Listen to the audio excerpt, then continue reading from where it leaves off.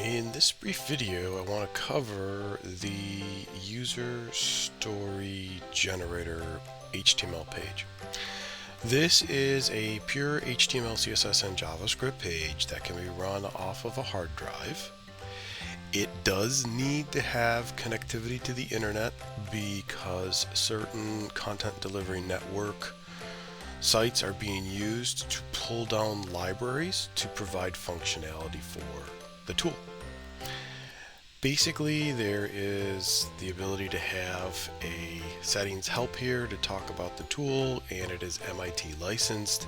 Feel free to modify the code, do whatever you wish with it. There's been so many great folks that have provided open source software in the past that I would love to continue with that type of aspect here.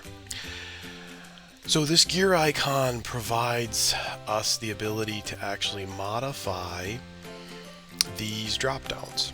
So these two are drop downs, and with a pipe delimited syntax, basically a vertical bar here, you can add new choices to the drop down, and you can call whatever you want. Now by default they're pre-populated, and the focus at the time when this tool was written is on CLM, contract lifecycle management software, but feel free to blow this away, create your own categories, create your own users. You click add, you're going to get a little toast up here to say that it was updated. The other thing is this checkbox here, which kind of functions as a guide me or a walk me if you use the commercial terminology. So now I'm going to uncheck that.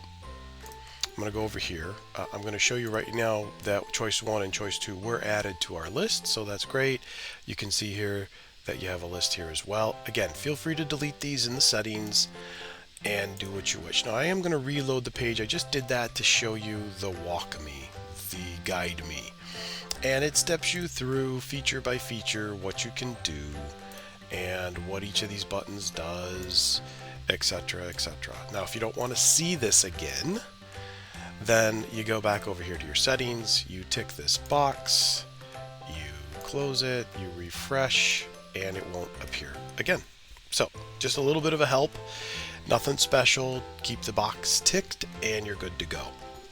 Where is all that being stored? Where are all these settings being stored?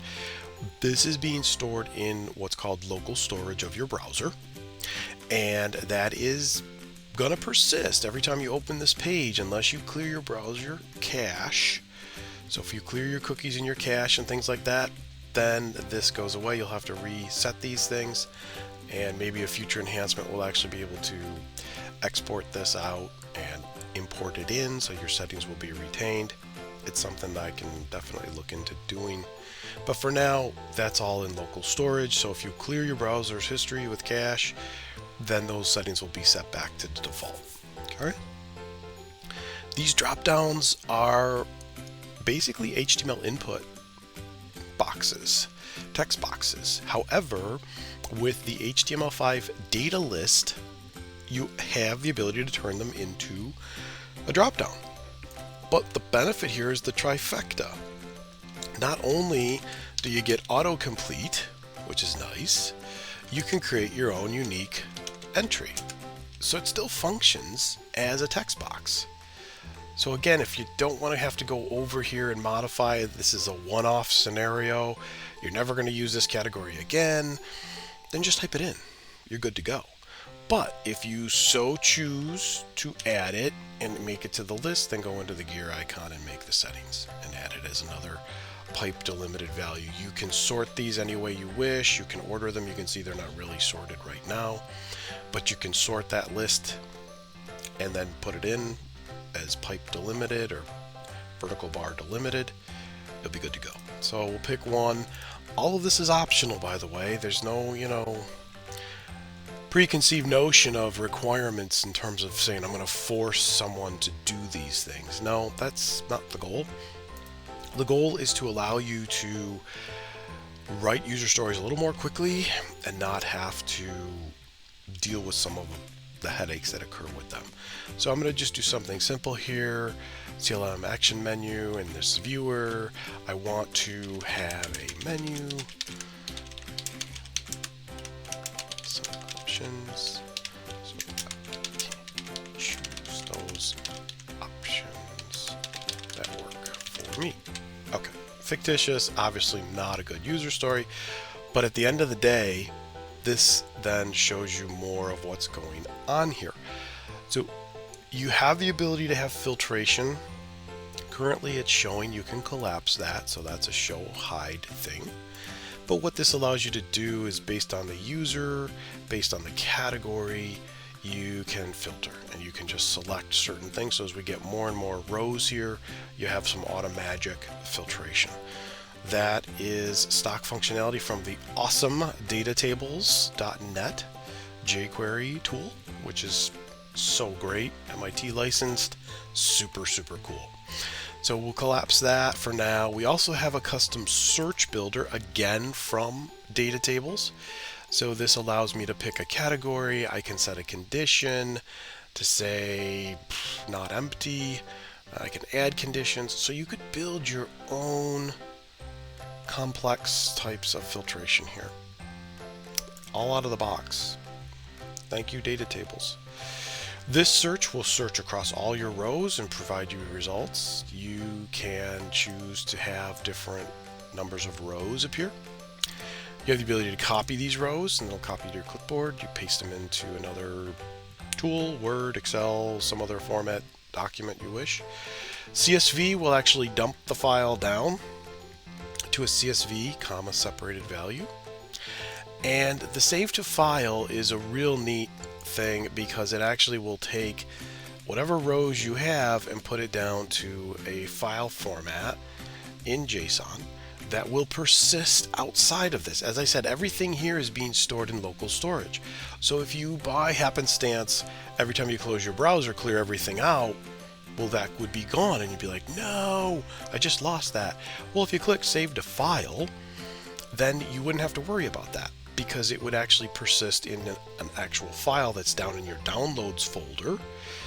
And you can then open that up with the Choose File concept and it'll reload it. So we'll actually try that in a second. You can edit if you didn't like what you wrote. You can edit this. You can modify here. And you modify by basically backing out those and then you get the autocomplete back. And if you go all the way back, you'll get all the options. So let's say we want to do our choice one and our CLM action menu and options work for me. So that looks good. Let's save it. So you get a little toast on the upper right and you can see here now choice one. You say, well, you know what? I want to save my file again because, okay, so that just brought another file down. The numbers are going to be put there by default. You could certainly rename these files as you so choose to give yourself some, oh, this is for this project or this is for that project. Feel free to do whatever you wish. And yeah, so that's all file based there for long-term persistence. You can delete, just selecting it. Are you sure you want to delete this story? By default, cancel is selected because deletion is kind of a thing you want to be careful about. So if you click OK, then it'll take it out of here. Let's click OK. That's gone. Now let's do that choose file concept so that we can actually bring back up that file to show. Otherwise we can just add this again. Let's add it again just for grins. And let's try to delete it. Hey, you didn't select a row. Let's try to edit it. Hey, you didn't select a row. So that's gonna be trapped for you. Clear will clear out your cache for you. So to clear all stories. So if you had a lot of stories in here and you're ready for the next project and you want to do some other things or you want to upload a different file, then you can do that with the clear. So we'll click OK there and everything's wiped out again. And you said now this time it actually wiped out our boxes. So really we are starting truly from a blank canvas. So then what would be our next step? Well, our next step will be to actually go and choose one of those files.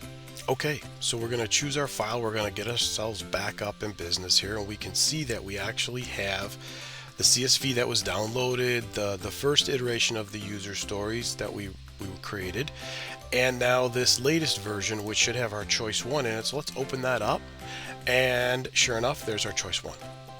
Okay, so this gives us the values back that we were looking for and allows us to have our data persist. So that's a huge plus for us. We can add more to this, we can add less to this, however we want to work it. This is the user story builder in a nutshell. It's pure HTML, CSS, JavaScript. There is the data tables jQuery plugin that's being used here because all this great filtration and sorting and being able to export and do those things out of the box with awesome datatables.net. And the rest of these custom buttons are calling JavaScript. All the code is commented.